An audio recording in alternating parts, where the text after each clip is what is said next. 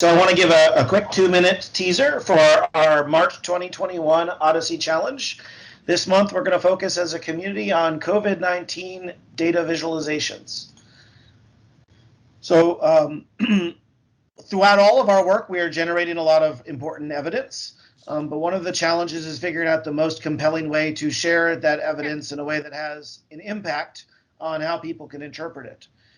Just as one example, I found this this visualization from the Reuters graphics team to be a very impactful visualization. So Reuters produced this visualization, and it is a bee swarm graph, whereby they started by showing a dot representing the first death in the United States back in February 6, 2020.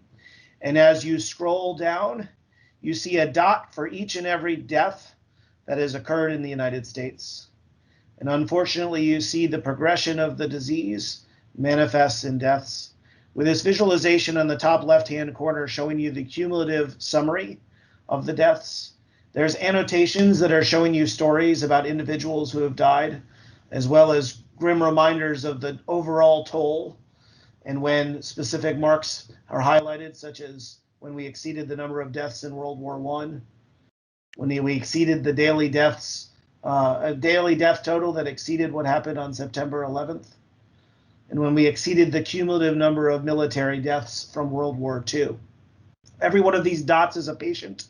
Every one of them has their story, but this visualization is a compelling and somber reminder of the magnitude and the toll that this disease has taken on our society.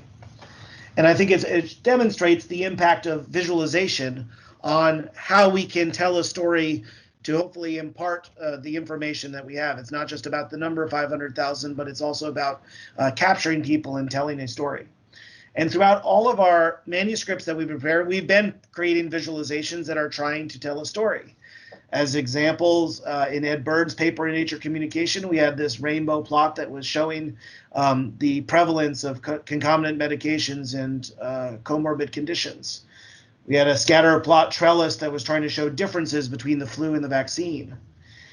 In Jenny Lane's paper, we used a forest plot as a way to show magnitude of effects.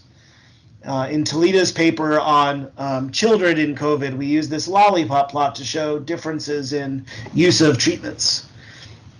In our paper looking at cancer, we had this stacked bar plot trying to show differences. In Albert's paper looking at treatment utilization, we used a line plot to show the rise and fall of hydroxychloroquine. All of these are nice demonstrations of visualizations, but the challenge that I'd like to put to the community is how can we do more to think about how visualization can tell a story? So over the next month, what I'd like for all of you to consider doing is participating in this OHDSI challenge. What we're asking for you to do is to submit a visualization, whether it be a static image or an interactive visualization that can stand on its own as a representation of telling a story. And also just write a brief paragraph that tells us why you think that that image is a compelling story. Now, these graphics, they could be something that's already sitting in one of our manuscripts that you just think already tells a compelling story. Or maybe you want to think about how you could annotate that graphic and tell a story a little bit stronger. Or maybe you want to take some of the results that are available on the OHDSI website and use them. Or maybe you're ambitious and you'd like to conduct an analysis yourself this month to tell a story about COVID.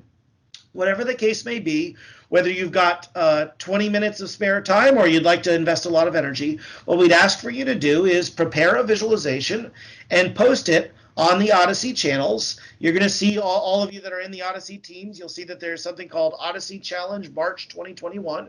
What we'd ask for you to do is post a visualization in your paragraph summary.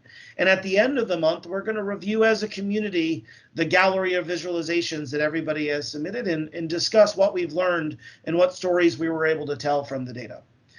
So encourage you, anybody can do this. You don't actually need to have any complex skills.